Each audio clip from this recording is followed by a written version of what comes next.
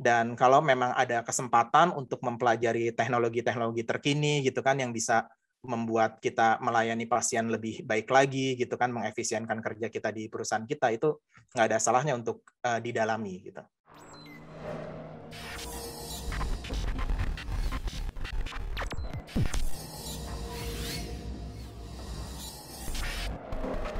Assalamualaikum warahmatullahi wabarakatuh.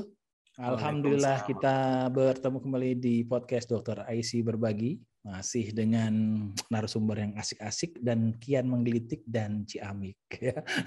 Karena podcast Dr. Aisy Berbagi ini adalah stage for the real expert ya. Masih dengan tagline yang sama, duduk manis, berpikir kritis dan tetap optimis. Baik, kita kedatangan tamu istimewa kali ini karena kita akan membahasnya yang agak-agak advance dan juga nggak langsung sih berkaitan dengan kedokteran, tapi nanti akan sangat-sangat berperan penting dalam perkembangan di dunia kedokteran. Tapi sebelumnya saya akan panggil nih teman saya yang setia. Kenapa setia? Karena dia belum pulang, tapi menyempatkan diri untuk rekaman pada hari ini. Oke, Assalamualaikum Dr. Siti Nadiro atau Dr. Ipo. Waalaikumsalam warahmatullahi wabarakatuh, Dr. Aisy. Alhamdulillah dok, sehat dokter. Alhamdulillah. Udah beres ya kerjaan ya? Alhamdulillah mendekati 5 menit terakhir. Jadi beresin dulu kerjaan. Insya Allah. Sudah sih dok, sudah saya titip ke yang lain. Sudah ambil alihkan. Ambil alihkan, sip. Nah, Ipo, kita kedatangan tamu yang istimewa nih Ipo ya. Iya dok, baik. Tadi saya dikasih contekannya, tapi sekarang saya kok hilang ya. Dan sudah pikun nih. Belum lah dok, kan masih muda. Oh iya benar-benar. Terima kasih belum. Jadi beliau adalah seorang ahli IT ya, dan merupakan PhD kandidat di University Queensland Australia. Yang sekarang adalah kepala di YARCI eHealth Research Center dan kepala pada Artificial Intelligence Lab Faculty of Information Technology Universitas YARCI, dan banyak banget keahliannya ya, mengajar pada IT dan computer science courses, lalu kemudian riset pada data mining, machine learning dan artificial intelligence ya.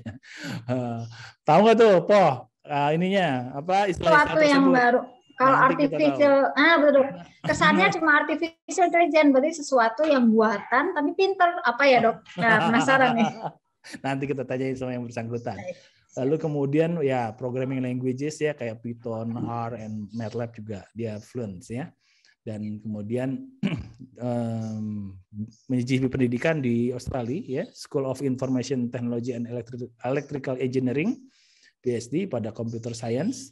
Lalu kemudian di Saudi Arabia, Masya Allah, ini di Saudi Arabia di Coast Division of Applied Mathematics and Computer Science. Jadi jago matematik nih. Waduh, kalah nih dok. Science, Computer Science. Kalau dokter kan bisa udah lupa. Dan kemudian pada tahun 2005-2009 sebelumnya di Faculty of Computer Science. Jadi Bachelor of Science in Computer Science. Dan banyak banget publikasi-publikasinya yang berkaitan dengan hal tersebut, dan apa namanya juga mendapat award ya, pernah di tahun 2019 di Erhan Kozan Prize, itu adalah the best presentation award pada Australian Society for Operation Research. Lalu kemudian Candidate Development Award itu University Competitive Award from UK Graduate School. Dan kemudian LPDP Award pada Juli 2015 sampai Juni 2019. Banyak lagi research grant dan training certification-nya, dan terutama dia kayaknya fokusnya di deep learning specialization ya. Deep learning banyak sekali nih, termasuk big data dan data science juga ya. Oke. Kita panggil dok. Kita panggil ya. Pak Chandra Prasetyo Utomo atau dipanggilnya Mas Chandra. Assalamualaikum Mas Chandra. Waalaikumsalam warahmatullahi wabarakatuh. Halo Dr. Aisy dan Dokter siapa nih panggilnya tadi? Dokter Ipo dia. Dokter Ipo Mas Chandra. Okay. Ipo tuh ada singkatannya. Ya. Apa buat mana? International Physics Olympiade dok. Jadi dia pengen masuk MIPA tapi kemudian nggak kesampaian karena orang tuanya lebih suka ke kedokteran. Jadi betul. akhirnya ketemu juga sama ahli Akhirnya matematik ketemu. nih. Iya. Ya. Setelah menjadi temannya dokter IC ahli anak dulu, baru ketemu yang ahli matematik. Oke, kita langsung aja nih. Pada saat kita kontak-kontakan nih Mas Chandra, kan kita ngomongin apa nih? Oh ini aja Mas, mengenai peran dari artificial intelligence pada dunia kesehatan. Nah, kita akan bahas dulu ya, artificial intelligence. Ini juga kan lagi heboh juga kan mengenai perannya itu pada PNS ya kan. Jadi sebagian ketakutan, sebagian optimis. Itu tuh sebetulnya apa sih artificial intelligence itu? Monggo Mas. Oke, terima kasih ya. Bismillahirrahmanirrahim. Artificial intelligence. Jadi kalau kita bicara artificial intelligence, itu artinya kita bicara semua teknik yang dapat membuat komputer itu meniru kecerdasan manusia. Jadi misalkan ya, manusia bisa apa sih? Misalkan face recognition ya, mengenali wajah. Ya, jadi misalkan kita mau buka handphone kita itu pakai wajah, atau misalnya kita mau presensi ya, daftar hadir dan segala macam ya, kredensial itu pakai wajah. Terus bisa juga object detection. Kayak misalkan kita mau, sekarang kan ada self driving car ya, jadi bisa ada kameranya, bisa mendeteksi line gitu kan, bisa mendeteksi traffic light, bisa mendeteksi objek kendaraan motor lainnya. Terus juga misalkan ada speech recognition. Ya, misalkan kita ada Google itu ada Google Home, kalau yang pakai Apple itu ada Apple Siri, kalau misalkan Amazon itu Alexa. Jadi semua metode yang bisa meniru kecerdasan manusia itu disebut sebagai artificial intelligence. Wow. Kayak gitu. Tapi apakah semua kecerdasan manusia bisa ditiru? Of course not. Ya, tentu saja enggak gitu. Jangan sampai. Kan ini ya, jadi gini, ada satu analogi yang sangat menarik ya. Jadi kalau dulu pada saat era revolusi industri itu mereka membuat mesin yang coba membebaskan manusia dari hal-hal fisikal yang itu sifatnya monoton. Misalkan membajak sawah gitu kan, itu akhirnya pakai traktor gitu kan. Terus misalkan ngejahit nanti pakai mesin jahit. Jadi revolusi industri gitu. Jadi coba membebaskan manusia dari hal-hal fisikal yang gitu-gitu aja. Dulu mungkin kita belum lama ini kan beberapa tahun lalu mungkin ada, kalau misalkan di tol itu kan kita bayar ya tol ya. Kan itu kan sebenarnya sekarang udah pakai tab kan. Artinya kan itu hal yang fisikal yang rutinitas gitu kan, dan itu tergantikan. Nah, artificial intelligence itu akan meniru kecerdasan manusia yang sifatnya monoton. Mengenali wajah gitu kan, jadi mendeteksi objek, terus juga mengenali suara dan segala macam. Jadi sesuatu yang pekerjaan-pekerjaan tadi kan ada kekhawatiran ya, misalnya digantikan gitu. Jadi pekerjaan-pekerjaan yang mungkin tidak memerlukan kreativitas dalam pemikiran, jadi monoton gitu ya mikirnya, itu kemungkinan besar akan tergantikan dengan artificial intelligence. Tapi nggak usah khawatir ya, maksudnya kalau era industri dulu kan pasti ada pekerjaan yang tergantikan, cuma ada pekerjaan-pekerjaan baru lagi gitu. Jadi ada pekerjaan teknik mesin, jadi ada pekerjaan apa baru gitu. Komputer juga gitu kan, dia menggantikan pekerjaan baru, tapi juga pekerjaan yang lama, tapi ada pekerjaan baru. Ada database, ada web programming, dan segala macam. Artificial intelligence juga demikian. Mungkin ada pekerjaan-pekerjaan yang nanti tergantikan, karena itu sudah bisa digantikan oleh sistem. Tapi pastinya ada peluang-peluang baru. Kan jadi programming, jadi machine learning engineer, artificial intelligence scientist dan sebagainya. Dan itu suatu hal yang tidak kita bisa hindari ya Mas ya. Artinya revolusi itu sedang berlangsung. Dan yang kita butuhkan adaptability dari si human-nya sendiri ya. Yes. Ini menarik nih, menarik. Tapi sebelum itu Mas, ada 3 istilah yang kadang-kadang mungkin berkaitan, tapi aku nggak tahu nih bagaimana kaitan itu satu sama lain. Big data, machine learning, dan artificial intelligence. Bisa diterangkan, Mas? Oke. Kita mulai dari mana? Jadi ada big data, ada machine learning, ada artificial intelligence. Tadi sedikit banyak artificial intelligence sudah kita bahas ya. Nah, sekarang big data. Apa itu big data? Big data itu lahir dari konsep awalnya itu 3V, sekarang itu 5V. Jadi misalkan 3V yang fundamental ya. Jadi volume, terus ada velocity, dan ada variety. Jadi data itu dulu itu bisa diproses di komputer, muat di memori gitu. Memori komputer gitu kan bisa diakses secara langsung. Tapi sekarang volumenya itu sangat besar. Ya kan, jadi misalkan ada berapa video YouTube yang di-generate setiap detiknya. Ini kita lagi generate video YouTube ya, nanti kalau misalkan di-upload di YouTube kan. Ada berapa postingan image Instagram yang ada gitu. Jadi ada di sosial media, di website, itu banyak data yang di-generate. Itu volumenya besar sekali dan nggak bisa diproses di komputer.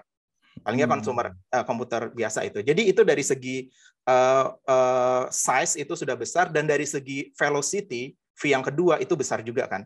Artinya setiap detik berapa yang di-generate. Jadi bukan hanya size-nya saja yang besar, tapi kecepatan data di-generate itu juga besar. Terus yang ketiga, variety. Jadi jenis datanya tuh beda-beda.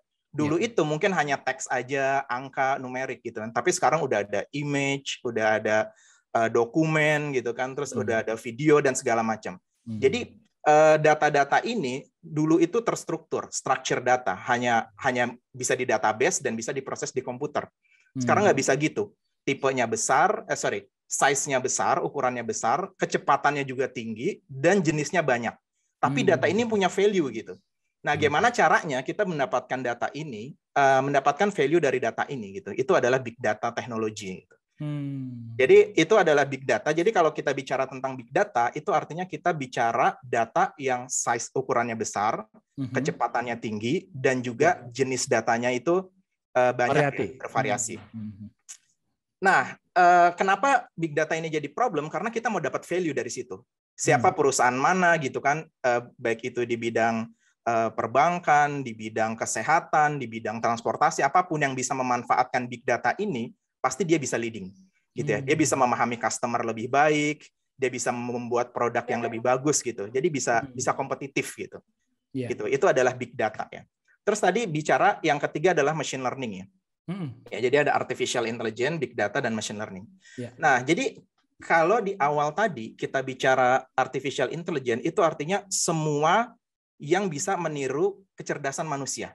Nah, caranya itu bisa dengan dua hal. Yang pertama, kita dapat knowledge langsung dari expert. Jadi misalkan Dr. Ais ini spesialis apa nih misalkan? Saya dari kanker anak ya. Nah, misalkan ada beberapa keputusan yang harus diambil untuk treatment anak. Nah, saya belajar dari Dr. IC, mungkin diagnosanya apa, terus nanti kesimpulannya apa. Nah, itu berarti sistem yang akan saya buat itu dari experts. Biasa disebut juga oleh expert system. Nah, itu adalah cara membangun artificial intelligence yang pertama. Gitu. Tapi ada beberapa kelemahannya. Kan expert itu mahal gitu kan, waktunya itu nggak selalu ada gitu kan, dan knowledge-nya selalu berkembang. Nah, ada cara yang kedua, yaitu belajar langsung dari data. Ya kan tadi nyambung nih dengan data kan. Artinya knowledge yang didapat itu tidak dari human, tapi langsung belajar dari data. Nah, itu yang disebut sebagai machine learning. Jadi bagian dari artificial intelligence yang dia bisa belajar meniru kecerdasan manusia, di mana dia belajar langsung dari dataset.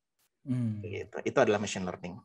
Wow, hati-hati nih, sesuatu yang berpola gitu ya, dan sesuatu memonoton gitu ya. Nah, itu ya akan mudah ditiru dan kemudian waduh bisa tergantikan. Lalu tapi kalau yang konsep-konsep yang analitik, membutuhkan analitik, itu juga bisa Mas ya? Kalau yang butuh kreativitas itu akan sulit digantikan oleh mesin. Ya, jadi selama kita ada kreativitas, ada misalkan ya ada decision making, ada resiko, terus ada pokoknya nggak mudah di belajar dari data seperti itu saya yakin itu akan tetap ada ya pekerjaan-pekerjaan seperti alhamdulillah. Itu. Jadi quote saya tuh masih kepake Mas. Saya punya quote ya. You can copy the product but not creativity. Oke. Kayaknya Ipo udah gatal pengen nanya. Silakan Mo.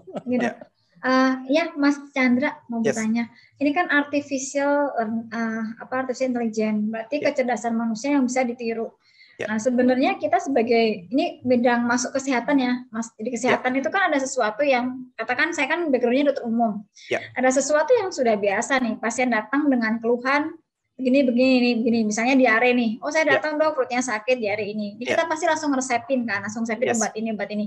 Apakah ini akan nanti suatu saat akan tergantikan juga? Misalnya dengan sekarang kan udah mulai telemedicine tuh, cuma lewat pertanyaan, kita nggak pemeriksaan fisik.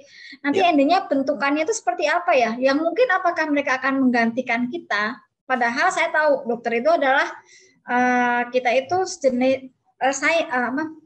seni. Jadi kita tuh satu dokter dengan lainnya itu kan berbeda, tapi sebenarnya bedanya tidak jauh-jauh lagi. Nah itu untuk menggantikannya sendiri, jadi saya agak-agak, aduh nanti kalau bisa digantikan dokter umum berarti udah nggak ada kreativitas lagi dok kita. Gitu. Nanti bentukannya seperti apa ya? Apakah seperti kita manual telepon, terus nanti dia akan menjawab, oh ya sebaiknya pakai obat ini, sebaiknya Anda begini, sebaiknya ini, gitu mungkin nggak? Oke. Kalau saya melihat ya, dan ini juga perspektif kita kalau riset di bidang artificial intelligence in medicine and healthcare ya. Jadi memang kita nggak akan pernah menggantikan dokter gitu. Jadi, tapi kita memang memberikan option kepada dokter gitu.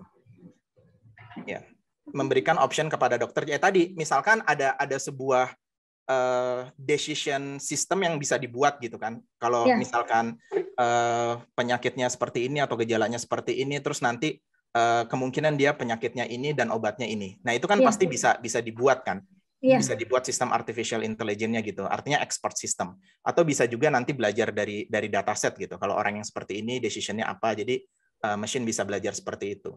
Nah yang sangat kita lakukan sekarang itu adalah bagaimana membuat dokter itu jadi kayak seperti computer aided decision support system lah gitu. Jadi membuat decision itu menjadi lebih baik dengan adanya komputer gitu. Jadi ini adalah misalkan ini berdasarkan best practice, ini adalah decision yang harus dibuat misalkan kayak gitu. Atau berdasarkan historical data, ini adalah treatment yang paling efektif gitu, yang paling efisien. Jadi saya rasa seperti itu gitu. Jadi peran AI kalau di bidang kesehatan mungkin nggak akan sampai menggantikan ya, karena siapa yang akan mempercayakan hidupnya 100% ke robot gitu kan, untuk itu gitu kan pasti ada seseorang yang berwenang gitu kan yang memang ada license di situ. Dan tapi kalau hanya untuk pengetahuan awal gitu atau mungkin membantu dokter, ini adalah kalau gini gitu. Mas, kalau misalnya ini kan semuanya dengan teknik. Kalau misalnya kita kan butuh pemeriksaan seperti radiologi atau misalnya lab PA, itu kan gambarannya memang kita lebih ke mata kita ya, tapi kan ada gambaran khusus. Oh ini dikatakan pneumonia seperti ini nih, biasanya ada gambarnya. Nah itu apakah mungkin nggak itu akan digantikan sama artificial intelligence? Mungkin. Saya langsung jawab. Soalnya dia pasti ada clue-nya kan ya dok ya. Oh begini gambarannya. Yang mungkin saya saja kadang-kadang masih salah. Tapi kalau dia cerdas itu, dia akan melihat, oh biasanya kayak gini dijawabnya seperti ini. Biasanya kayak gini dijawabnya seperti ini. Ada nih Mas, sebelum Mas Chandra jawab nih ya. Ada pernah salah satu presentasi mengenai gambaran radiologi yang dibaca oleh expert radiologi dan kemudian di-compare dengan AI. Ternyata itu validitasnya lebih tinggi AI daripada expert. Itu amazing makanya saya langsung jawab bisa. Gimana tuh? Tapi lebih jelasnya Mas Chandra, monggo silakan. Iya, jadi di beberapa negara ya itu sudah di-approve gitu sistem ini. Iya, jadi kayak misalkan radiologi ya, kan kita ambil kasus yang waktu itu ada di Cina ya. Jadi ada sebuah kayak challenge lah istilahnya kayak gitu. Jadi dikumpulkan dokter-dokter kayak jadi kalau image otak tuh apa ya? CT scan ya atau apa? Ya, CT scan ada MRI. MRI atau apa gitu kayak scan itu terus dikumpulkan dokter-dokter spesialis. Ini bukan dokter sembarangan gitu, top of the top gitu ya. Jadi ada dikumpulin dokter, terus dikumpulin sistem AI yang memang dia sudah belajar dari data. Ya. Jadi kalau image-nya ini output-nya apa gitu ya, diagnosisnya apa, image ini output-nya apa. Jadi dia belajar dari historical data. Nah, terus kedua sistem ini, yang satu itu sistem AI yang sudah ditrain dengan historical data dan juga diagnosisnya apa. Terus satu lagi dokter spesialis yang memang dia punya pengalaman banyak, punya knowledge dan sebagainya gitu ya. Jadi diuji menggunakan sebuah set image baru gitu. Terus nanti mereka menentukan diagnosisnya apa. Kan ada label benarnya kan. Jadi mereka diskusi yang AI juga seperti itu dan akurasi dari artificial intelligence model itu lebih akurat gitu ya dari kumpulan dokter spesialis. Dan kita itu bukan dokter spesialis biasa, udah top of the top gitu yang seperti saya bilang. Jadi memang goal dari artificial intelligence itu memang kalau kita ada kurva, kalau riset ya kita harus tahu human level performance-nya itu berapa. Kalau melakukan sistem seperti ini ya, jadi berapa persen gitu tingkat akurasinya gitu kan. Nah kita kalau sudah bisa melewati itu berarti udah bisa mulai diimplementasikan gitu. Nah, Mas, jadi artinya si AI itu belajar dari data ya, tadi kan historical data. Dibandingin dari expertnya kan, seperti Mas sebutkan tadi. Dan kita begitu dia di-compare, dia bisa menyamai bahkan melebihi kan seperti itu. Ini menarik. Nah, tapi gini, mengenai big data itu sendiri kan pernah saya baca begini, itu hanya melihat tren, Mas, bukan melihat sebab akibat kan. Nah, bagaimana kita bisa mempercayai suatu sistem yang dia hanya melihat tren bahwa ini adalah hasilnya gitu loh. Dibandingkan dengan suatu sistem yang kayak kita kan secara tradisional misalnya penelitian tuh kita melihat suatu yang evidence based, lalu kemudian kita lihat kausalitasnya, lalu kemudian baru kita ekstrapolasi ke populasi. Ini kan sebaliknya nih, dari populasi yang gede lalu kemudian diimplementasikan ke individu-individu. Nah, gimana tuh, Mas? Oke, jadi kalau kita bicara machine learning ya, yang subset dari artificial intelligence yang belajar dari data, itu memang ada ada 3 taksonomi ya. Ada supervised learning, di mana kita mau melakukan prediksi tadi gitu. Prediksi, ada sesuatu yang mau kita prediksi, itu yang disebut sebagai supervised learning ya. Jadi ada input, ada targetnya.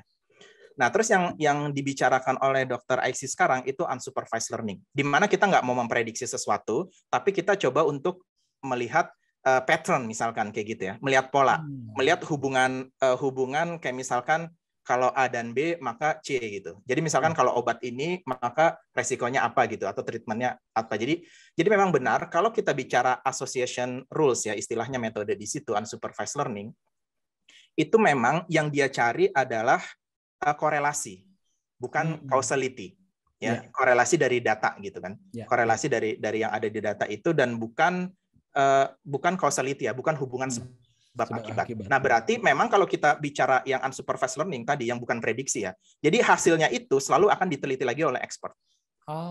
Kayak gitu. Saya ambil contoh seperti ini ya. Ada rekan kerja saya, dia itu background-nya statistik lah. Background-nya statistik, S1, S2-nya, terus S3-nya dia PhD di London itu, universitasnya apa ya, saya lupa ya. Bukan UCL ya. Pokoknya salah satu universitas di London gitu. Nah, dia bidangnya bioinformatics, ya, bioinformatics, dan dia meneliti penyakit kanker waktu itu, atau kanker apa ya waktu itu saya lupa. Terus dia publikasi kan, risetnya itu dia publikasi, dan tadinya awalnya, jadi ini pakai teknik unsupervised learning tadi, dia clustering. Tadinya itu hanya ada 2 tipe penyakit.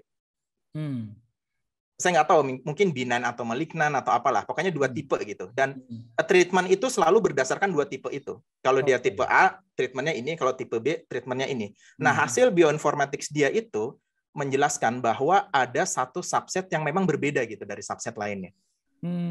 Dan akhirnya ditemukan satu subtipe ya, subtipe lagi, subtipe lagi penyakit ini, dan akhirnya itu diterima, kan harus didiskusikan oleh orang kesehatan. Oh, ternyata ini memang berbeda loh gitu. Jadi behaviornya berbeda, treatmentnya juga berbeda, jadi dibuat treatment khusus untuk subtipe ini.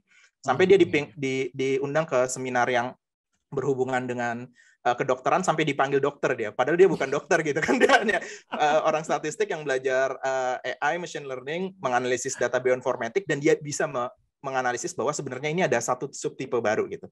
Nah, ini kan sebenarnya kan unsupervised learning, dia tidak memprediksi apapun, dia coba mengenali pola gitu. Tapi pola ini benar memang pada akhirnya harus domain expert yang punya kewenangan, yang punya kredibilitas untuk menganalisis.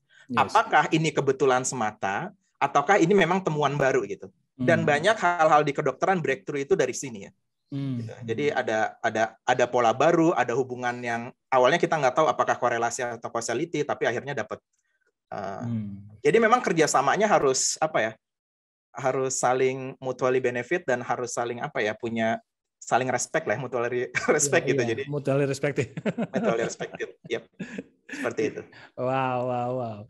Silakan Po. Saya kok agak masih bingung ya Mas Chandra. Jadi kalau misalnya Mas Chandra tadi bilang bahwa dengan AI ini dia bisa menemukan satu sub atau subtype atau type lain lagi. Jadi yang bukan yang A, yang B, tapi dia menemukan yang C. Nah, sebenarnya si artificial intelligence itu kerjanya seperti apa sih? Kita kan misalnya masukin data kita masukin seperti hasil PA dan lain-lain. Nah, dia itu kerjanya seperti apa modelnya? Apakah seperti HP, seperti komputer, atau yang itu yang belum saya bisa bayangin. Dia kerja apa ya? Memang di awal itu kita harus tentukan dulu problem statement-nya. Mau apa? Ketika kita masukin data, tujuan kita apa? Kita mau bikin sistem yang bisa memprediksi penyakit, mendiagnosa penyakit, atau sistem yang mau melakukan clustering, pengelompokan data berdasarkan ini, atau sistem yang mau melakukan misalkan tadi association, hubungan antar item di dalam data gitu. Drugs. Jadi itu dulu pertama. Karena problem statement itu menentukan nanti algoritma apa yang kita pakai. Gitu. Kalau kita mau melakukan prediksi, algoritmanya beda gitu. Dengan kita mau melakukan clustering, dengan kita mau melakukan misalkan association rules, atau mungkin kalau misalkan kita mau melakukan treatment recommendation, itu beda gitu. Jadi memang ada beberapa taksonomi dari machine learning. Kita tentukan dulu problem statement-nya kita mau apa. Setelah itu baru kita ambil algoritma yang applicable. Gitu. Ini menarik nih. Mungkin bisa dikasih contoh, Mas, mengenai misalnya algoritma yang prediction tuh kayak gimana? Algoritma yang apa tadi? Selain prediction? Jadi kalau supervised learning itu yang prediction, kalau misalkan unsupervised learning itu kita bisa melakukan clustering. Clustering ya. Misalnya seperti apa kondisinya? Jadi saya ambil contoh ya. Jadi bayangkan artificial intelligence itu gambar besarnya, dan subset dari situ adalah machine learning. Nah, di machine learning itu ada 3 macam taksonomi lah ya, tiga macam metode gitu. Yang pertama supervised learning, di mana kita mau melakukan prediksi.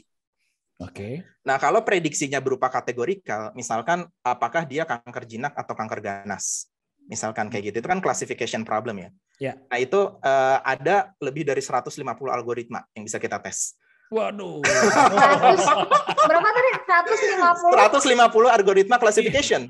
Gitu itu ya. Dan baru dalam satu subset satu aja. Itu ya. Terus kemudian yang paling banyak dipakai misalkan adalah decision tree, support vector machine, neural network gitu kan, K-nearest neighbor, itu ada banyak, ada 150 algoritma, dan mungkin setiap 8 jam akan muncul algoritma baru. Artinya yang improve dari algoritma sebelumnya. Mas, berarti ini ini sistemnya berarti kayak kita masukin ke dalam satu sistem kayak modelnya, misalnya kayak model aplikasi baru gitu. Ya. Kita masukin ke situ. Ya. Jadi model itu kita training dengan algoritma dan juga dataset. Gitu. Kita tinggal pilih nih. Kita kita mau bikin model prediksi. Berarti kita tinggal pilih algoritma apa yang mau kita pakai dan dataset seperti apa yang mau kita training ke algoritma itu. Ya, itu pilihan algoritmanya tadi ya 150. Terus datasetnya yang penting adalah ada input outputnya. Inputnya apa, yang mau diprediksi itu apa. Gitu. Misalkan inputnya adalah image, misalkan ini ya, CT scan gitu. Chest atau chest X-ray lah, chest X-ray. Outputnya adalah apakah dia itu COVID atau pneumonia atau normal, misalkan kayak gitu. Itu kan salah satu contoh kan. Yang penting ada data input outputnya kayak gitu. Nah, nanti setelah selesai proses training dan kita sudah satisfy, nanti kita bisa berikan data baru dan dia bisa prediksi. Yes. Nah, itu yang pertama. Mau saya lanjutkan yang kedua dan yang ketiga? Oke, jadi yang pertama tadi ya supervised learning. Jadi belajar dari dataset, ada input dan juga targetnya. Nah, tadi algoritma juga ada banyak. Terus yang kedua itu adalah unsupervised learning. Di sini kita nggak mau prediksi apa-apa. Nggak ada satu variabel yang spesial yang mau kita prediksi. Kayak tadi kan diagnosisnya apa, misalkan kayak gitu kan. Nah, ini nggak ada seperti itu. Kita hanya full mau belajar pattern dari data. Contohnya adalah tadi clustering. Oke, jadi berikan aja datanya gitu ya, entah itu data image atau data sequence DNA atau apapun, nanti kita bisa mengcluster data itu. Ya, clusternya juga terserah kita mau jadiin 2 cluster, 3 cluster, 4 cluster, atau kita temuin optimal cluster yang ada. Kan sekarang itu kita mengcluster penyakit atau mengcluster virus ya, ada varian baru atau enggak dan segala macam, itu kan berdasarkan knowledge kan. Mungkin ada cluster baru yang itu masih berkembang di medical knowledge gitu kan, belum ditemukan gitu. Nah, itu fungsinya dari artificial intelligence ini, dan algoritmanya juga beda. Kalau untuk clustering ya, misalkan ada K-means clustering, ada hierarchical clustering gitu kan, ada density based clustering, itu ada set of algoritma yang berbeda. Kayak gitu. Jadi itu yang kedua, mengenali pattern. Nah, dua ini yang paling optimal, yang paling udah banyak diadopsi ya. diadopsi di dunia kedokteran itu dua ini. Ya. Boleh nggak kalau misalnya saya katakan kalau supervised learning itu untuk sesuatu yang sudah established, misalnya di dunia kesehatan ya, kita bicara di dunia kesehatan, yang sudah established di dunia kesehatan, lalu kemudian kita memprediksi, jadi bisa membantu ya si klinisi. Kalau dia unsupervised learning untuk suatu inovasi, bisa nggak saya katakan demikian? Bisa dikatakan demikian, karena supervised learning itu sangat bergantung pada label. Dan yang memberikan label kan dokter kan? Iya.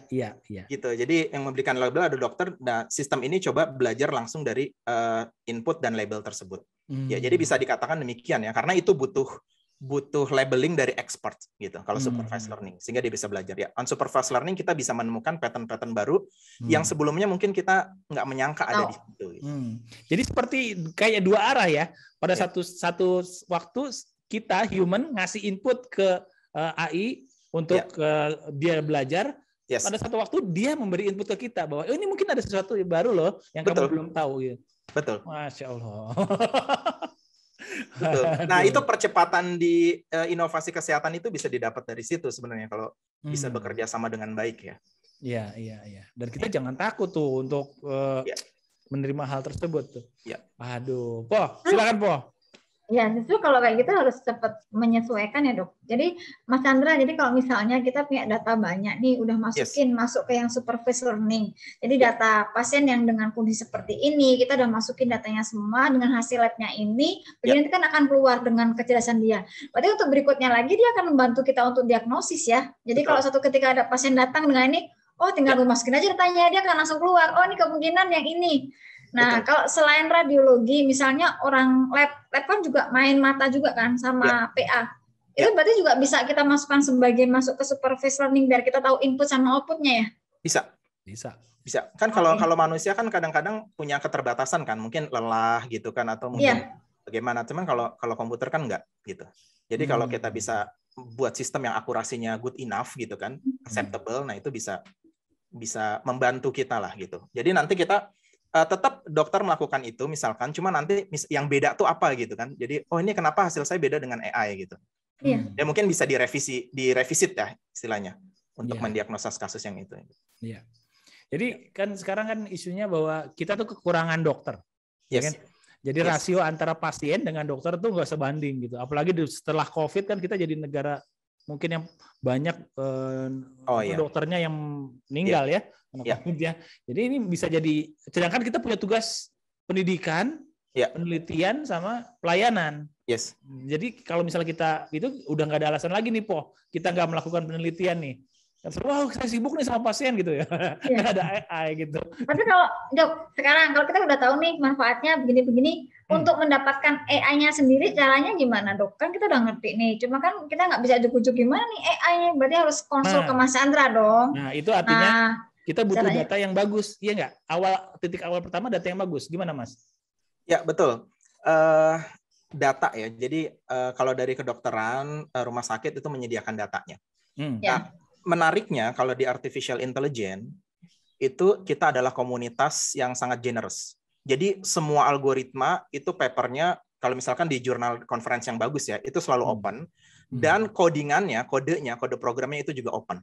Jadi kapanpun ada algoritma baru itu kita bisa akses. Gitu. Kita bisa tahu metode apa yang dia berikan gitu kan, yang kan suka ada propose method kan, metode baru nih seperti ini. Jadi apa yang dia rubah dari metode sebelumnya dan bagaimana implementasinya itu sudah diberikan. Termasuk banyak kayak lecture-lecture, bahkan buku-buku yang favorit itu semuanya penulisnya itu memberikan secara free gitu ya.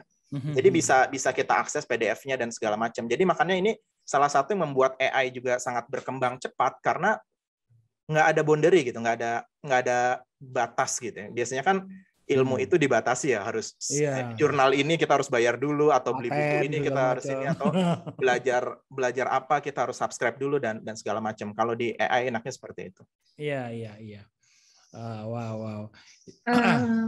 Dok, biasanya Mas, kalau yang ini kan yang kesehatan nih, di luar kesehatan kan misalnya kita dari struktur organisasi aja, kita kan pasti ada data yang masuk dong mengenai karyawan A, B, C, D, misalnya Yes. kayak kita nih, SIP, terus lain-lainnya yang mungkin kalau misalnya kita ada data kayak artificial ini, kita masukin semuanya, kan bisa dia ada warning, oh ini udah mau mati nih, ini harusnya butuh ini, dia bisa juga dipakai buat begini.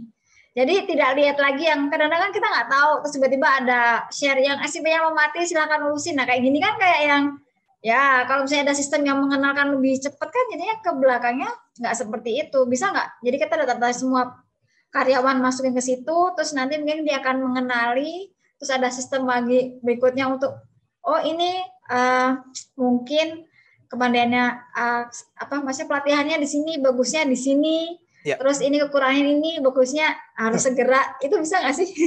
Bisa. Mungkin Jadi gini, artificial. Saya ambil contoh seperti ini ya.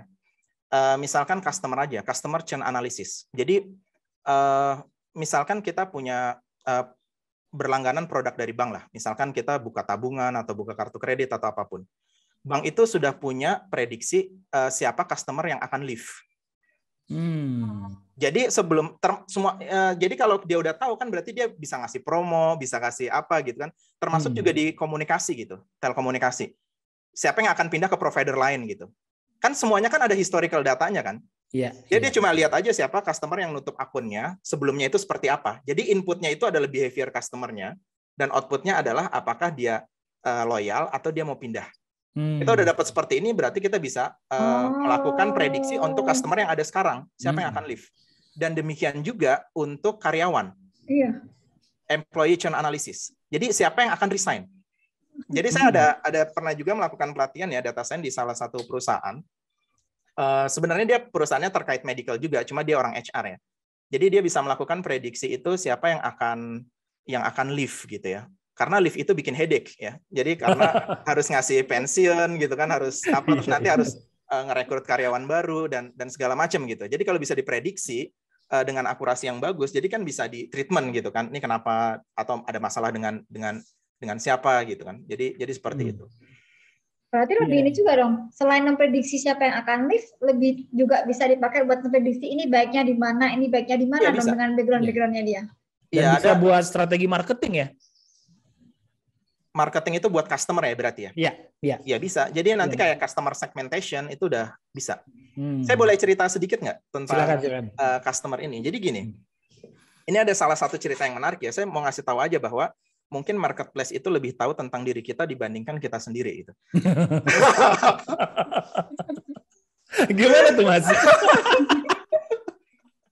Biasanya lihat apa gitu kan dok? Kita lihat apa, nggak jadi beli, lihat apa lagi. Jadi kadang-kadang kita sembunyikan apa yang. Iya. Jadi sambil contoh contoh seperti ini. Ini salah satu contoh yang menarik nih. Jadi ada perusahaan retail di luar negeri namanya itu Target. Target tuh kalau di sini tuh kayak apa ya? Kayak Hypermart itu kali ya, Carrefour dan segala macam ya. Jadi waktu itu dia bikin sistem untuk memprediksi customer mana aja yang hamil dan kalau dia hamil kapan due date-nya. Oke kan dengan itu dia akhirnya bisa melakukan promosi yang lebih terarah kan. Kalau dia hamil gitu. Jadi dikasih promo-promo tentang ibu hamil atau anak baby gitu kan, perangkalan baby gitu kan dikirimin dan jadi lebih targeted gitu. Kan dia punya data member kan dan dia punya data jadi bisa di tracking dari yang hamil itu dan yang nggak hamil itu kira-kira shopping behavior-nya seperti apa.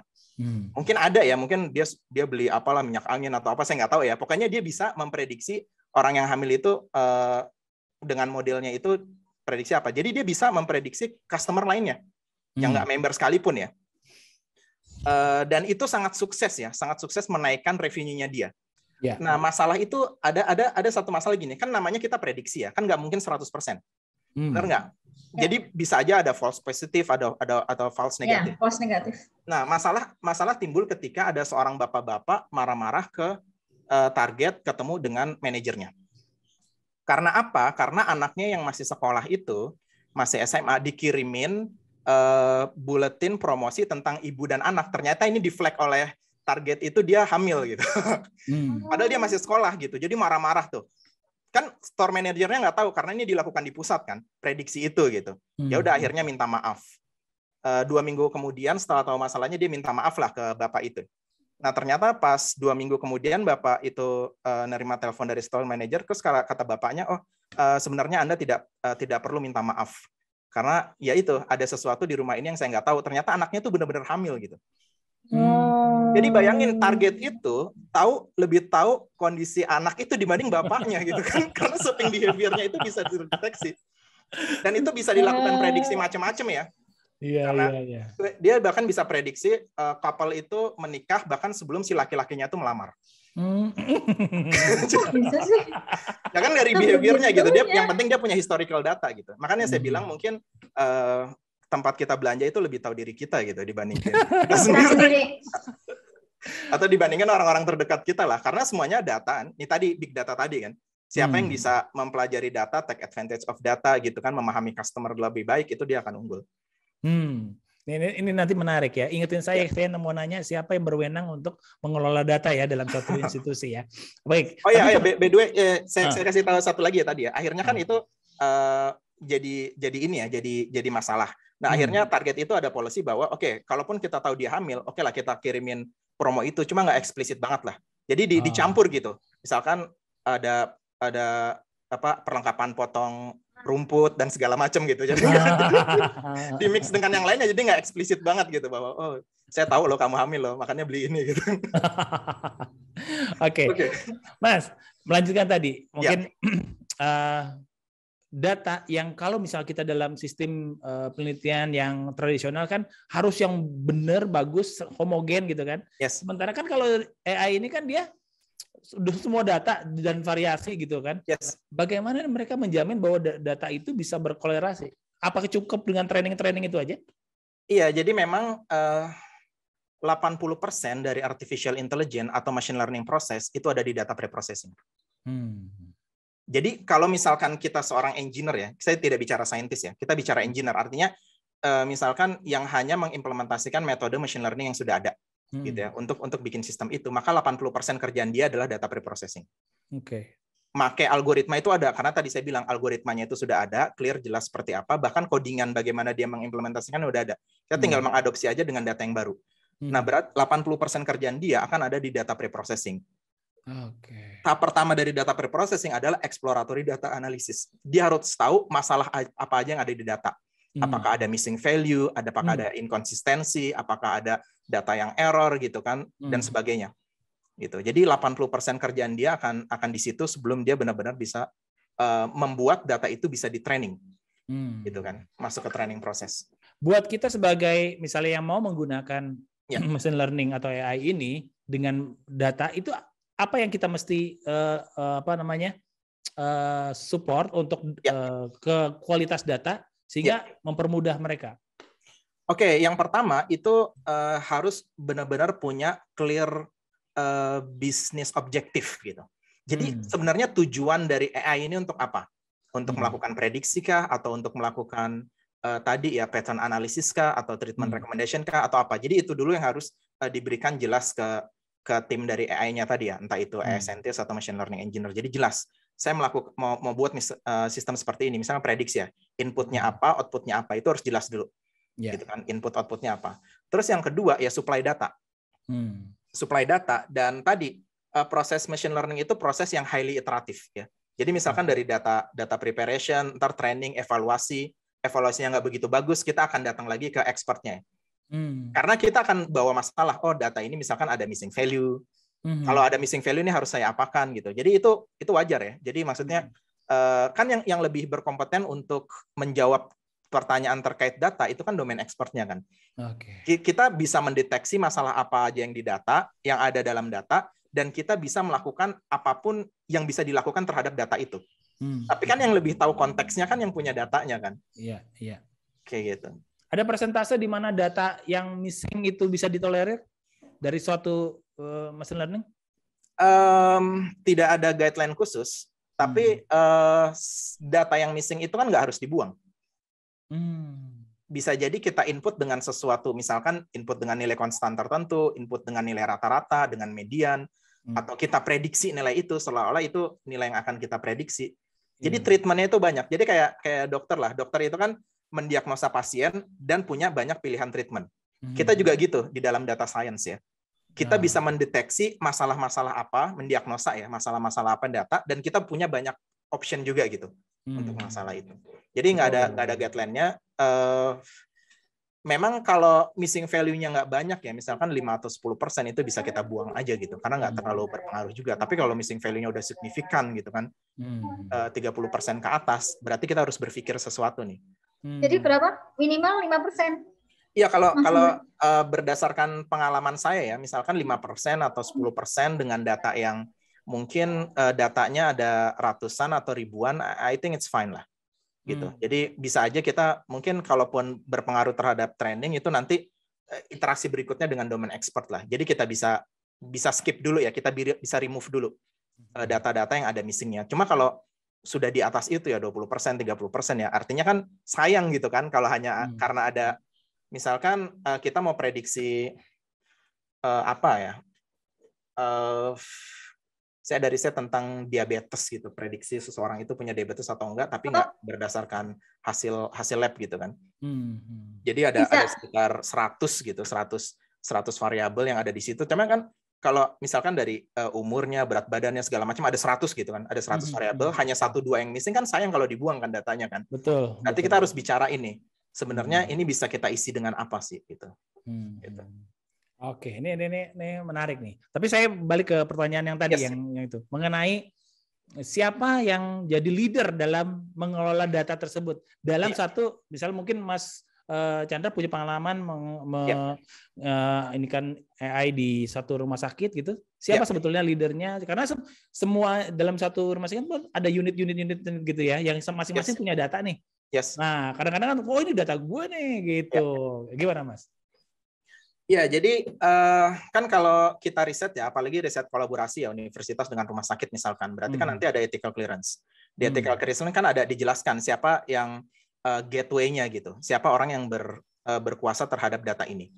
Kayak misalkan saya ada riset waktu itu ya di University of Queensland, jadi profesor saya itu bahkan butuh 5 tahun untuk dari mulai ide sampai benar-benar jadi riset gitu. Kan ya itu ya, diskusi dengan dokter, dengan rumah sakit, sampai benar-benar kita bisa pakai data rumah sakit itu.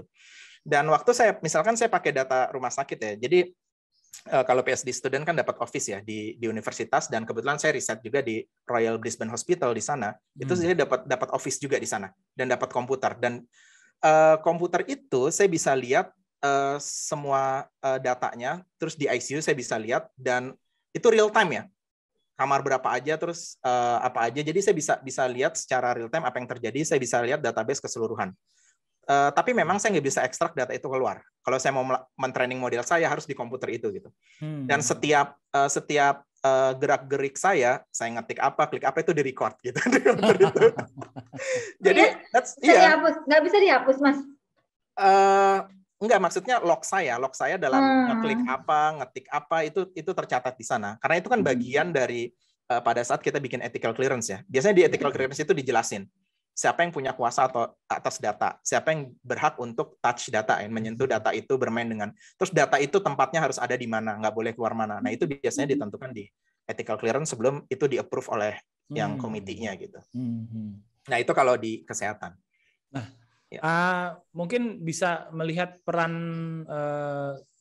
bagian penelitian pengembangan ya di Queensland atau di tempat yang Mas pernah temui gitu mengenai apa sih perannya R&D. Kebetulan kan kita nih dari R&D juga nih di satu rumah sakit. Apa sih peran R&D itu dalam pengelolaan data tersebut dan kemudian untuk mengkolaborasikan semuanya itu? Ya, jadi yang pertama tadi ya, kita harus punya visi dulu gitu. Kita mau bikin apa? Saya kasih satu contoh kasus ya. Misalkan di Queensland itu dia ada sekitar 13 public hospital di sana, dan waktu itu dia pengen bikin sistem untuk memprediksi. Jadi setiap hari sepanjang tahun itu berapa orang yang masuk ke ED. Ya, jadi emergency department gitu. Karena apa? Karena dia bisa melihat kalau kita tahu berapa orang yang masuk tiap harinya, kita bisa atur berapa jumlah ambulan, berapa jumlah dokter, berapa. Jadi resource rumah sakit itu bisa diprediksi. Gitu. Jadi ada list manfaatnya lah buat dokter apa, perawat apa, buat pasien apa gitu. Jadi bisnis statement-nya itu clear, terus research objektifnya juga clear. Nah, setelah itu kan baru kita kumpulin semua datanya kan. Nah, itu baru dikumpulin semua data yang dibutuhkan gitu. Historical, terus outputnya kan jelas kan berapa jumlah orang yang masuk ke situ. Dan itu kan kalau sebelum COVID dulu, itu kan sesuatu yang predictable kan. Misalkan ada 4 musim ya. Jadi udah jelas tuh kalau summer itu orang tuh kebanyakan masuk di situ karena patah tulang atau apa gitu kan, karena banyak main di luar. Jadi bisa diprediksi, oke, hari ini akan ada 11 orang yang masuk ke ID dan 6 orang akan patah tulang. Jadi prediksinya kayak gitu. Wow. Dan jadi kalau udah ada 4 orang yang patah tulang, berarti sekitar 2 orang lagi nih masuk gitu. Jadi orang udah santai gitu kan, udah predictable gitu kan. Udah walaupun nggak 100% ya akurasinya itu ya waktu itu sekitar 95% lah gitu dengan small margin. Jadi bisa kan di sana tenaga kerja mahal ya gitu kan, jadi nggak banyak orang yang mau jadi perawat gitu, bahkan harus impor dari mana-mana. Jadi memang itu harus diprediksi dengan sangat akurat sekali. Jadi pertama itu ya R&D itu selalu mengikuti, ya kita bisa ngasih input juga sih, kira-kira apa model yang bagus itu buat apa gitu. Tapi biasanya leadership itu yang paling utama gitu. Saya pengen bikin rumah sakit saya efisien. Bisa nggak bikin prediksi yang seperti ini misalkan? Kayak misalkan kemarin COVID ya, ada rencana misalkan, oke, ini agak kesulitan nih kita milih pasien mana yang harus dibawa masuk, mana yang kira-kira tetap akan survive di luar dan segala macam. Kan itu sebenarnya predictable gitu, bisa kita prediksi juga. Kan nggak mungkin dilihatin satu-satu, dulu ada sampai puluhan gitu kan di luar rumah sakit.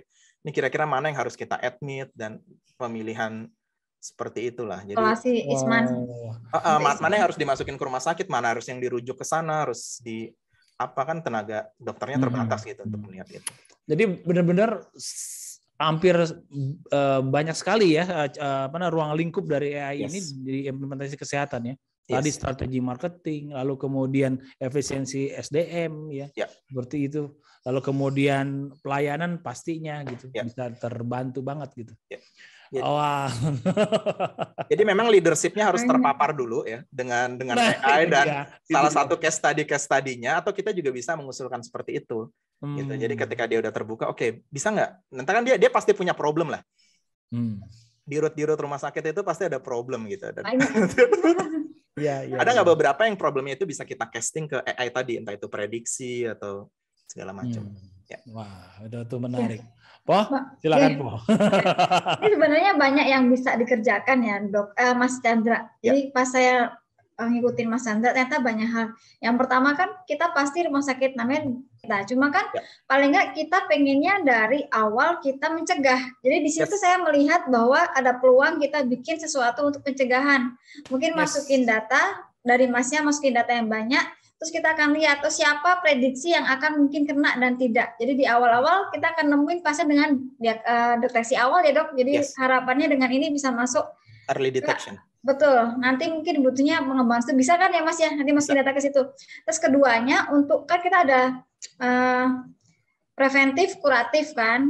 Nah untuk kuratifnya mungkin dengan data yang akan kita kumpulkan juga harapannya data akan masuk banyak. Kita lebih ke pemilihan pasien yang mana sih sebenarnya kalau yang di kemo atau di sinar ini lebih bagus, lebih baik, nanti akan bisa juga pakai ini kan jatuhnya. Jadi lebih ke pemilihan kita banyak hal yang bisa kita perbaiki. Yang pertama preventif masuk, deteksi awal juga akan masuk, kalau pilihan udah tepat, pasti kan akan yang cocok untuk pemeriksaan ini nih pasien kayak gini harusnya di awal mula umur sekian harus dilakukan tindakan seperti ini. Nah untuk pengobatan pun nanti akan jauhnya akan ketahuan. Untuk kanker ini jenis ini baiknya kemonya ini. Ataupun suatu ketika ya Dok, kita kan banyak kan pasiennya masuk advance di kemo di sini lain-lain ternyata kok hasilnya nggak terlalu bagus. Mungkin nanti akan ada pilihan lagi apakah mungkin masuk langsung ke paliatif. Sebenarnya bagus banget. Kecuali ini di kesehatan kita ya Dok ya, mungkin akan dimulai. Seperti yang saya bilang itu, jadi range-nya besar banget ya, dari mulai promotif preventif, terus kemudian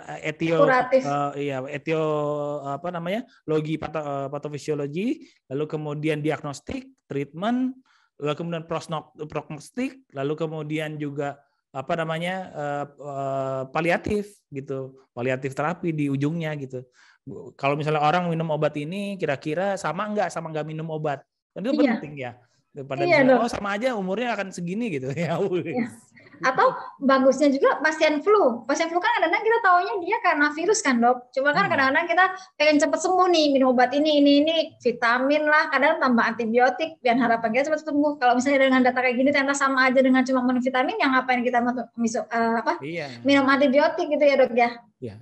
Dan saya jadi banyak ide nih setelah ngobrol sama Mas Chandra.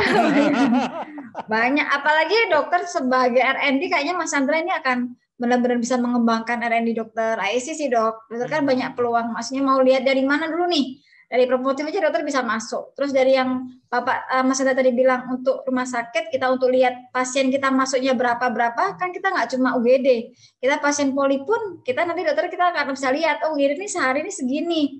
Poli segini. Jadi kan untuk kedepannya apa yang kita harus lakukan kan berarti ada dok. Untuk misalnya meningkatkan pendapatan rumah sakit dimanapun rumah sakitnya pastinya. Nah itu yang maksud saya smart hospital. Ya, betul.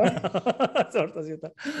Mas, aku lihat YouTube-nya Mas Chandra. Itu waktu itu lagi presentasi di mana, Mas?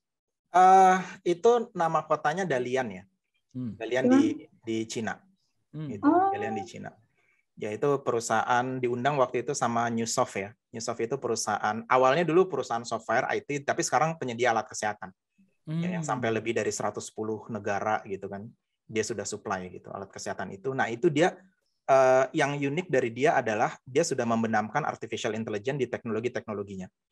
Gitu. Jadi misalkan alat itu dia nggak hanya mengenerate data, misalkan scan aja, tapi dia memprediksi ini diagnosisnya atau apa gitu. Kayak gitu. Nah itu waktu itu di Cina. Tapi satu lagi Mas, aku mau nanya lupa. Kalau misalnya kita mau mengembangkan yang AI ini, kita berarti harus ada bagian sendiri mengenai AI ini. Maksudnya unit sendiri kah? Nah, ini nanti dia. Ini menarik. Apa yang mesti disiapkan sebuah rumah sakit kalau dia memang mau mengembangkan AI ini? Betul. Server, bioinformatician, SDM-nya apa aja? Seperti Mas Chandra kita tarik dong gitu. Jadi gini, unit sendiri itu bukan suatu keharusan. Yang penting adalah ada orang yang kompeten di situ. Bisa aja unitnya gabung dengan lain ya, research and development, tapi memang ada AI scientist-nya di sana gitu. Jadi memang supaya nyambung, memang pertama harus ada AI scientist ya, atau machine learning scientist-nya yang memang dia tahu end to end gitu, dia bisa melihat apa sih yang bisa dilakukan oleh AI dan yang tidak, gitu kan. Nah jadi nanti begitu ngobrol dengan domain expert akan ketahuan gitu. Oke, saya mau bisa gini. Oke, ini bisa. Yang penting kamu harus berikan data seperti ini gitu dan sebagainya. Jadi itu hal pertama memang ya. Itu adalah hal pertama. Jadi harus ada SDM-nya, AI scientist-nya. Terus yang kedua ya berarti harus ada dataset-nya. Dan dataset ini kan nggak mudah kan ya. Seperti saya bilang tadi, yang di Queensland aja dulu butuh 5 tahun gitu. Karena dulu memang baru banget gitu ya. Dulu baru banget, jadi mengadopsi itu bukan hal yang mudah. Kalau udah ada political will, udah ada ngelihat oke, ini bisa meningkatkan efisiensi. Jadi bisnis value-nya sudah clear dan kira-kira nggak akan ada masalah di ethical, legal dan segala macam, itu bisa datasetnya bisa keluar, itu akan langsung bisa bikin ininya ya, bisa bikin model AI-nya. Dan yang ketiga itu adalah infrastruktur. Ya, karena bikin model AI makin lama kan modelnya makin bagus, dan model yang makin bagus di training dengan big data tadi itu butuh infrastruktur yang bagus juga gitu. Jadi selain algoritmanya, infrastrukturnya juga bagus. Jadi butuh komputer dengan spek yang bagus juga gitu. Nah, saya rasa 3 hal itu. Iya. Tadi ahlinya, yang kedua? Ya, yang pertama ahlinya, yang kedua datasetnya, dan yang ketiga adalah infrastruktur. Ya. Wow, karena itu kan big data kan gede-gede itu. Gede. Waduh, kita nggak kerasa ngobrol-ngobrol itu terakhir, satu jam. Masih ada pertanyaan, silakan. Mas Chandra, kalau kita butuh ahlinya, terus butuh apa yang tadi datasheet-nya, terus yang pertama infrastruktur, berarti kira-kira modalnya berapa tuh, Mas Chandra? Modal ya? Apakah emang semahal itu gitu kan untuk pemulai? Perkiraan aja, sekiranya ternyata M, ternyata T gitu kan, kita langsung tahu ternyata mahal ya. Nggak sampai T lah. Nggak sampai. Tergantung ya. Jadi ada versi murah, ada versi mahal. Kalau memang kan sekarang ada cloud teknologi kan. Jadi kita bisa aja sewa gitu. Jadi ada bisa pakai Google GCP ya, Google Cloud Platform, atau misalkan pakai Amazon ya, AWS. Jadi kita nggak perlu punya infrastruktur itu, kita bisa sewa aja gitu. Kalau memang di awal-awal kita mau coba dulu, ya kan, pilot project, case study gitu, kita bisa sewa, itu mungkin ya nggak terlalu mahal lah gitu kan. Kalau mau memang serius ya, artinya saya sudah yakin nih, kita emang mau leading di sini, kita udah bisa melihat business value-nya gitu kan, ya udah bikin infrastruktur sendiri. Gitu. Nah, itu mungkin ya bisa awal dari ratusan juta gitu. Ratusan ya. 100 sampai 300 juta di awal itu udah bisa punya komputer yang bagus untuk bisa training model machine learning. Kalau belum terlalu komit ya tadi, kita bisa sewa cloud. Mungkin hanya jutaan gitu ya. 5 juta atau 10 juta udah cukup. Ya, cuman mungkin yang PR kita ini adalah memberi atau memaparkan ya si decision maker untuk bisa jadi tadi tuh yang Mas sebutkan, political will-nya tuh mesti kuat dulu gitu. Gitu. Karena itu kan kebuka, begitu horizonnya kebuka dia akan melihat oh gini loh gitu ya kan. Nah, dari situ kemudian step kedua SDM-nya ya kan. Baru kemudian infrastruktur gitu nggak Mas? Iya, betul. Betul. Sekarang kan kita mikirnya yang infrastruktur dulu kan. Wah, kita beli ini, habis itu SDM-nya mana? Political-nya gitu, anggot-anggotan gitu kan, bingung juga. Biasanya kan rumah sakit itu kalau udah melihat bisnis value-nya kan biasanya untuk invest ke alat, oke lah ya. Iya. Iya sih. Oke. Aduh, kalau dilanjutin ini bisa kayak kendurian ini. Nanti nanya detailnya lama lagi dong, positif detail nih, misalnya punya data ini, jadi mau bikin preventifnya gimana, tambah masalahnya lama lagi neranginnya. Iya. Tapi kira-kira udah nangkep sih, ya kan, Poh ya? Udah ketangkep tuh. Itu apa sih yang tadinya ini makhluk apa gitu ya? Yang tadi saya nggak tahu, maksudnya beneran saya tadi nggak tahu, ternyata sekarang wow gitu kan, ternyata. Kesan-pesannya untuk narasumber kali ini. Untuk narasumber ya, bukan di ringkas tuh. Oke, kalau untuk Mas Chandra, gitu. Ya, kalau untuk Mas Chandra sendiri tadinya yang saya agak-agak bingung ini ahli apa, ternyata narasumbernya hari ini memberikan ilmu baru dan menurut saya ini wawasan baru ya dan luas, ternyata ada hal baru yang bisa kita bersama-sama jalan bareng, bukan berarti dia menggantikan kita, tapi ternyata kita jalannya bareng, yaitu artificial intelligence ya Mas Chandra.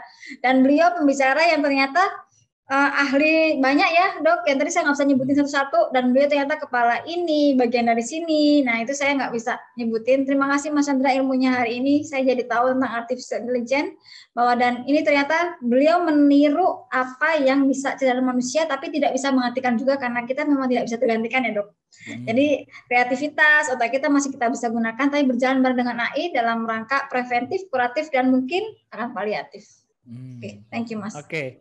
Mas, mungkin 1-2 kata untuk apa ya? Kalau awam mungkin nggak terlalu ini ya, tapi untuk yang dokter-dokter umum nih, ya gitu ya, atau kita nih dari tenaga kesehatan yang awam dengan AI, mungkin ada pesan-pesan khusus. Iya, yang pertama memang revolusi di bidang artificial intelligence, machine learning itu sedang berlangsung ya. Dan itu nggak perlu khawatir ya, nggak perlu khawatir akan tergantikan, karena hal-hal yang manusiawi seperti kreativitas, terus juga empati dan segala macam itu kan nggak mungkin digantikan oleh sistem kan. Jadi anggaplah ini sebagai sesuatu yang akan membantu kita ya decision support system aja gitu. Dan kalau memang ada kesempatan untuk mempelajari teknologi-teknologi terkini gitu kan yang bisa membuat kita melayani pasien lebih baik lagi gitu kan, mengefisienkan kerja kita di perusahaan kita, itu nggak ada salahnya untuk didalami gitu. Mungkin itu aja. Wow. Aduh, banyak banget, dan kemudian kita nggak kerasa nih ya ngobrolnya. Ya seperti khasnya Dr. Aisy berbagi ya, emang benar-benar real expert yang ada di sini ya. Terima kasih ya Mas Chandra Prasetyo Utomo. Ya. Sekarang masih suka di Queensland atau gimana? Enggak, saya sudah tinggal di sini dan ini hanya revisi aja. Revisi tesisnya aja. Mohon doanya segera selesai. Amin. Nanti nambah apa lagi nih Mas Chandra Prasetyo Utomo PhD yang belakangnya nanti kalau lulus? Enggak, udah PhD aja. Oh, udah PhD aja. Oke. Mau ngapain lagi? Ya dokter, prof dok nanti. Ya doain aja lah, mudah-mudahan amin. Dalam beberapa tahun kemudian bisa. Amin. Baik. Ya. Oke, terima kasih ya Mas Chandra untuk ilmu-ilmunya, insya Allah bermanfaat, dan saya yakin juga akan seru banget, banyak ide, karena memang sebetulnya kita ini tenaga kesehatan yang bergerak di bidang kesehatan itu pasti ketemu masalah, dan itu yang kadang-kadang kita nggak bisa pecahkan dengan kondisi yang standar gitu. Perlu inovasi termasuk salah satunya dari AI ini. Ya. Oke, Ipo juga terima kasih ya sudah menemani. Thank you, maaf menunda kepulangannya ya. Nggak apa-apa, dokter masih duduk manis di sini menemani dokter untuk mendengarkan Mas Chandra Prasetya Utomo. Oke, terima kasih. Kita sampai di ujung dari podcast Dr. Aisy Berbagi. Untuk episode kali ini seru banget kan ya. Dan nantikan episode berikutnya masih dengan narasumber yang asik, menggelitik dan ciamik ya, dengan tagline yang tetap sama, duduk manis berpikir kritis dan tetap optimis. Waduh, mantap Ipo. Assalamualaikum warahmatullahi wabarakatuh. Waalaikumsalam warahmatullahi wabarakatuh.